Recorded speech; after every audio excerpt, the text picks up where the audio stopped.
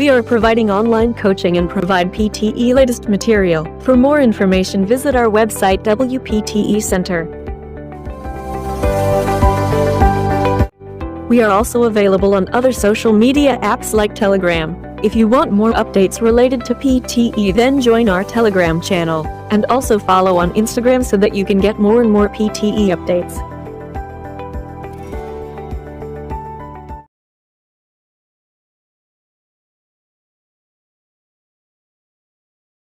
Life in the UK 2012 provides a unique overview of well-being in the UK today. The report is the first snapshot of life in the UK to be delivered by the Measuring National Wellbeing Programme and will be updated and published annually. Well-being is discussed in terms of the economy, people and the environment. Information such as the unemployment rate or number of crimes against the person are presented alongside data on people's thoughts and feelings, for example, satisfaction with our jobs or leisure time and fear of crime. Together, a richer picture on how society is doing is provided.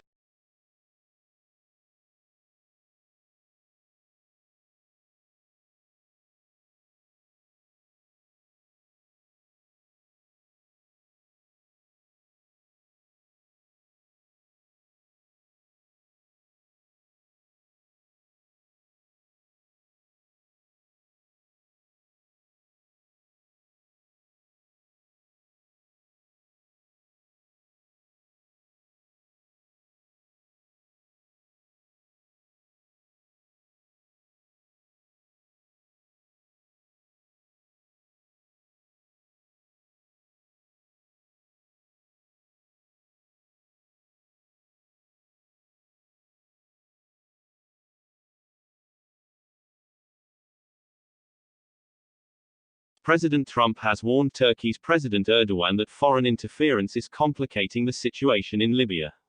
It comes after Turkey MPs approved a bill, allowing the military to be deployed to interfere in Libya's civil war in support of the UN-backed government in Tripoli. The United States is to ban a number of popular e-cigarette flavors to the rising use of vaping products among teenagers.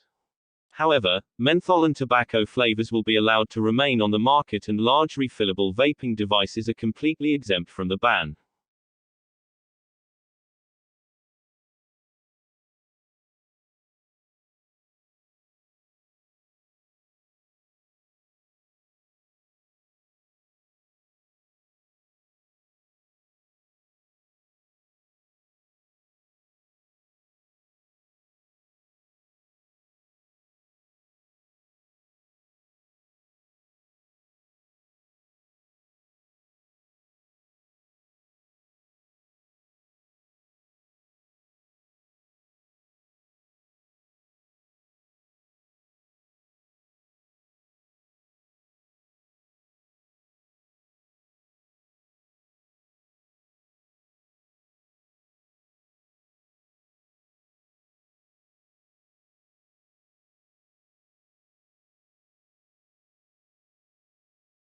The Democratic Republic of the Congo will hold an election in December, hopefully leading to a peaceful democratic transfer of power for the first time in the country's history. Sitting President Joseph Kabila came to power in 2001, having succeeded his father, Laurent Désiré Kabila, after his assassination. Joseph Kabila was elected as president in 2006 for a 5-year term, and re-elected in 2011. Though his second term ended in 2016 and the DRC constitution prevents him from seeking a third term, elections were not held and Kabila remained in power.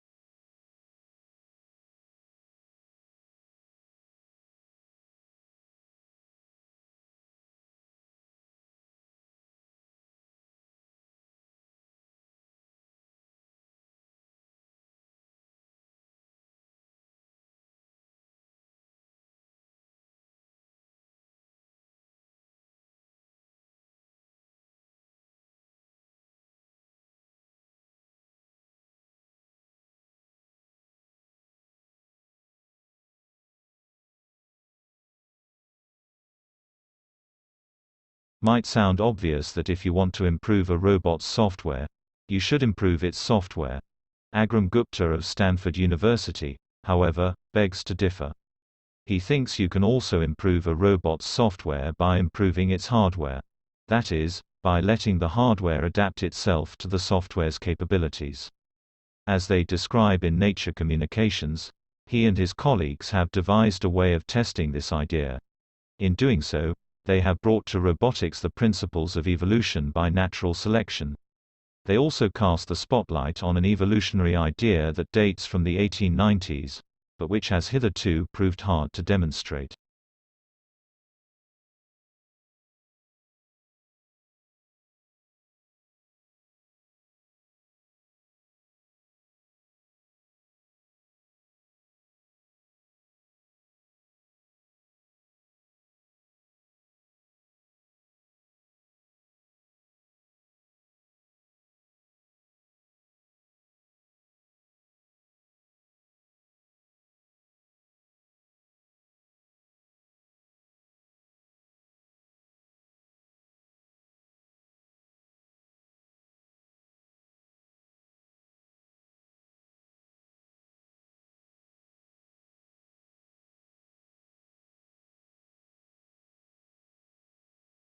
European market is a tough terrain for food delivery firms.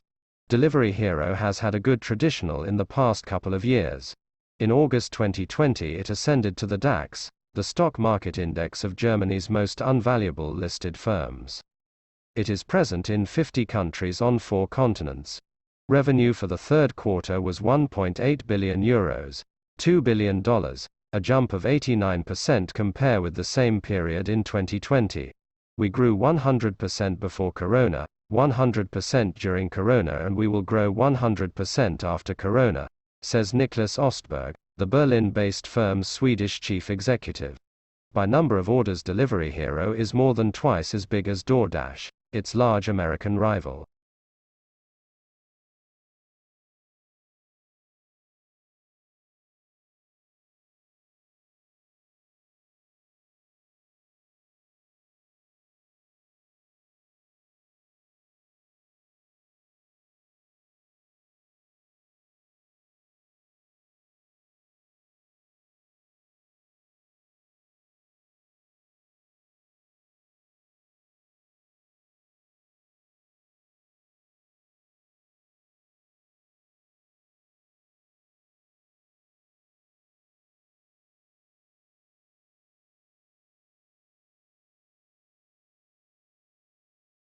On August 4, explosives aboard 2 drones flying near Venezuelan President Nicolás Maduro as he spoke in Caracas were detonated. 7 people were injured. Maduro has used the incident as a pretext to crack down on Venezuela's opposition by unleashing the regime's secret police. State Department spokesperson Heather Nauert said, "The United States condemns the political violence that occurred on August 4 and urges the Maduro regime to respect the rule of law, exercise restraint, and safeguard the presumption of innocence for all accused."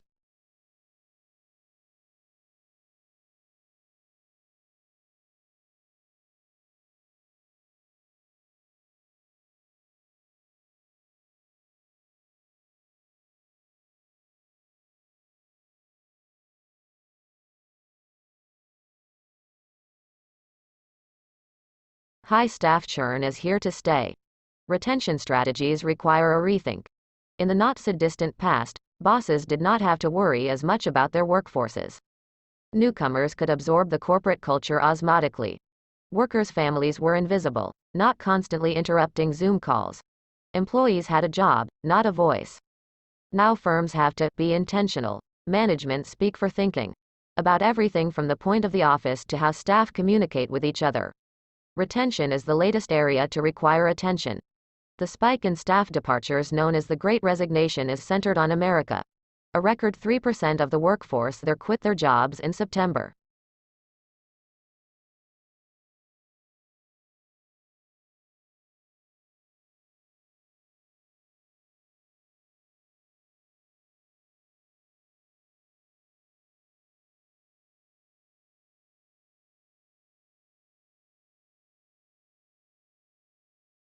President Trump has reluctantly signed into law a congressional bill imposing sanctions on Russia over its policy in Ukraine and alleged meddling in last year's U.S. presidential election.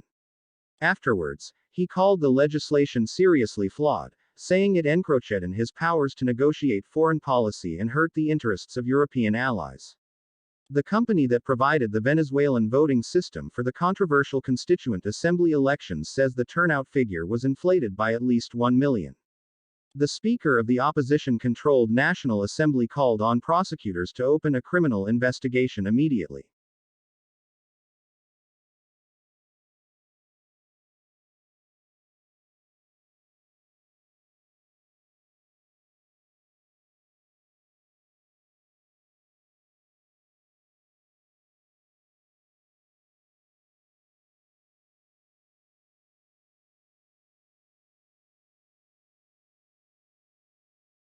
Executive Vice President of the U.S. government's Overseas Private Investment Corporation, APIC, David Bohigian and other U.S. government officials traveled to Armenia, Azerbaijan, and Georgia in August to promote U.S. investment in those countries. APIC is the U.S. government's development finance institution. It mobilizes private capital to help address critical development challenges and in doing so, advances U.S. foreign policy and national security priorities. On August 14, the U.S. delegation met with Armenian Minister of Economic Development and Investments Artsvik Manasian.